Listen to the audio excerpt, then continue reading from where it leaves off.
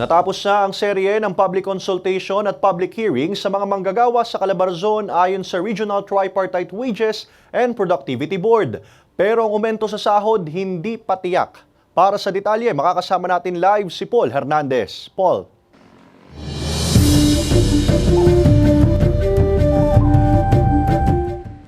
Ace, hindi pa masabi sa atin kung magkano yung magiging aumento sa sahod sakali mang maaprubahan ng board dahil kasama ito sa pag-aaral at deliberasyon. Pilit itinataguyod ng amang si Lawrence ang buhay ng pamilya niya bilang isang lineman. Katuwang daw niya sa trabaho ang asawa. Hindi ko kaya. Hindi ko na alam. Siguro talagang kahit na kailangan maghanap na yung extra makikipagkakitaan. Kasi kung ito lang, hindi kakasya kung ako lang eh.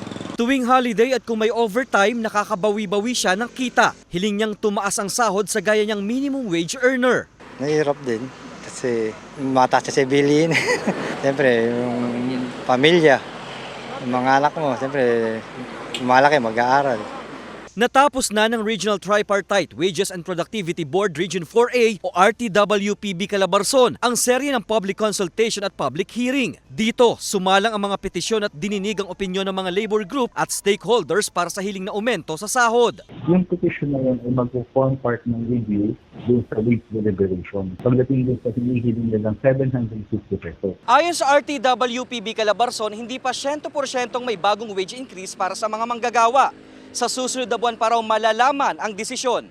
Una, yung good news, yung inaasahan ng marami na magkakaroon na tayo ng bagong wage order. At syempre, yung bad news, hindi natin ito pwedeng discount, ay yung tinatawag natin yung resolution na kung saan sasabihin ng board officially na hindi pa nakapanahon ang pag-a-adjust ng ating mga minimum wages.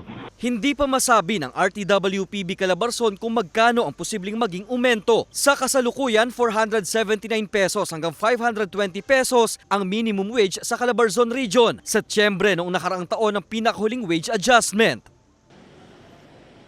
Ace, na ibahagi sa atin ng RTWPB Calabarzon ay isa sa mga sinisilip nilang batayan o di kaya konsiderasyon para dito sa wage hike ay yung inflation o yung pagtaas ng mga presyo ng bilihin o di kaya serbisyo. Ace. Maraming salamat, Paul Hernandez.